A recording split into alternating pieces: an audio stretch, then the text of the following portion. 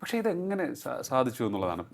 NSS general secretary Sukumaran Nair Pinarayi വിജയനെ അനുകൂലിച്ച് രംഗത്ത് വരിക. അല്ല, അത് ഇമ്പോസിബിൾ. അവർ മുമ്പേ നല്ല ബന്ധമായിരുന്നു. അത് നിങ്ങൾ മനസ്സിലാക്കണം. 2016 ഞാൻ മനസ്സിലാക്കിയെടുത്തോളം 4 സീറ്റില്ലെങ്കിൽ LDF സെൻട്രൽ ട്രാവൻകൂർ തോൽക്കുമായിരുന്നു. അവരുടെ അന്നത്തെ ഏറ്റവും വലിയ ശത്രുക്കൾ ജയിക്കുകയും ചെയ്യുമായിരുന്നു. അതോടുകൂടി കേരള രാഷ്ട്രീയമാകുമായിരുന്നു. കൂടുതൽ എന്നോട് ഡീറ്റെയിൽസ് ചോദിക്കരുത്. അപ്പോൾ ആ സമയത്ത് പിന്നെ ഇദ്ദേഹം മനസ്സിലാക്കിയെടുത്തോളം അന്ന് പിണറായി സാറിനെ ചങ്ങനാശ്ശേരി പോയി കണ്ടിട്ടുണ്ട്. ഞാൻ കേട്ടതാണ്. ശ്രീ സുകുമാരൻ നായർ സാറിനെ പോയി കണ്ടിട്ടുണ്ട്. സാർ നല്ല രീതിയിൽ സഹായിക്കുകയും ചെയ്തിട്ടുണ്ട്. അതുകൊണ്ടാണ് സെൻട്രൽ ട്രാവൻകൂറിൽ ആ രീതിയിൽ ഒരു വിജയം പോസിബിളായത്. അല്ലെങ്കിൽ സെൻട്രൽ ട്രാവൻകൂറിലെ റിസൾട്ട് വളരെ ഞെട്ടിക്കുന്നതായി പോവുകയായിരുന്നു. ഓക്കെ. അപ്പോൾ ഇവർ പൊതുവെ VS ആയിട്ടായിരുന്നു സാറിന് ഒരു അകൽച്ച ഉണ്ടായിരുന്നു. കാരണം VSന് കടുംപിടുത്തം കൂടുതലായി. VSന് ഗൗരിയമ്മയ്ക്ക് ഒരു പൊതു സ്വഭാവം ഉണ്ടല്ലോ, ആരെയും ബഹുമാനിക്കാത്ത താൻപോരിമയുണ്ട്. താൻപോരിമയാണോ അതോ തൻ്റെ ഇടമാണോ? തൻ്റെ ഇടം കുറേയൊക്കെ താൻപോരിമയാണ്. സീരിയസ്ലി പോട്ടെ. അല്ല, രണ്ടുപേരെ എനിക്ക് ഇഷ്ടമാണ്. പക്ഷേ രണ്ടുപേർക്കും ഞാനിസം ഉണ്ടായിരുന്നു. അതാണ് പ്രശ്നം. അപ്പോൾ എനിക്ക് വേണമെങ്കിൽ 1-2 എക്സാമ്പിൾ ഞാൻ പറയാത്തതുകൊണ്ടാണ്.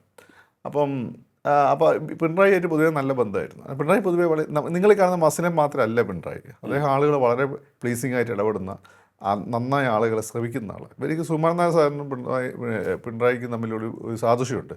ഇവർ രണ്ടുപേരും ലിസൺ ചെയ്യും. ഓക്കെ. നമ്മളെ ലിസൺ ചെയ്ത് കൊന്നുകളയും. ഇത് മോഡിക്ക് ഉണ്ട് എന്നാണ് ഞാൻ കേട്ടിട്ടുള്ളത്. നമ്മളെ വിളിച്ചു കഴിഞ്ഞാൽ നമ്മളെ കാര്യം പറയാൻ പോയാൽ ഇരുന്ന് കേൾക്കും. കേട്ടിട്ട് സാറ് നോട്ട് ചെയ്തൊന്നും എനിക്കറിയില്ല, പിണറായി നോട്ട് ചെയ്തു, മോഡി നോട്ട് ചെയ്തെന്നാണ് ഞാൻ കേട്ടിട്ടുള്ളത്. എന്നിട്ട് അവരത് ആക്ട് ചെയ്യും. ഈ ഒരു കോമൺ ഫാക്ടർ വരാൻ പറ്റുന്നുണ്ട്. ഇവരെ തെറ്റാൻ കാരണം എന്ന് വെച്ചാൽ, ഒന്നാമത്തെ ഒരു പ്രശ്നം എന്ന് വെച്ചാൽ മന്നം ജയന്തി ഈ ബാങ്കിങ് സെക്ടറിന് കൂടി ബാധകമാക്കുന്ന നോൺ നെഗോഷ്യബിൾ ആക്ട് അനുസരിച്ച് അങ്ങനത്തെ നിയമമുണ്ട്. അതനുസരിച്ചിട്ട് ബാങ്കിങ് സെക്ടറിന് കൂടി ബാധകമാക്കണം അവധി എന്ന് ഒരു റിക്വസ്റ്റ് NSSനുണ്ടായിരുന്നു. പൊതു അവധിയാക്കണം എന്ന് പറഞ്ഞത് ബാങ്കിങ് സെക്ടറിന് കൂടിയാണ്. അപ്പോൾ നമുക്കൊക്കെ അവധിയാണ്, സാധാരണ എല്ലാവർക്കും അവധിയാണ്, പക്ഷേ ബാങ്കിങ് സെക്ടറിനുണ്ടായിരുന്നില്ല. അപ്പോൾ അത് അന്ന് റിക്വസ്റ്റ് കൊടുത്തു. പക്ഷേ അത് ഓൾറെഡി അനുവദിച്ചതിനേക്കാളും കൂടുതൽ അവധി ഇങ്ങനെ കൊടുത്തിട്ടുണ്ട്, ഈ നിയമം അനുസരിച്ച് കൊടുത്തിട്ടുണ്ട്.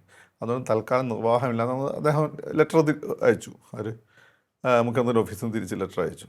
അത് അവർക്ക് ഓക്കെ, അവർക്ക് മനസ്സിലാവും. NSS ആവശ്യമില്ലാതെ കണ്ടുപിടുത്തം നിൽക്കാറില്ല.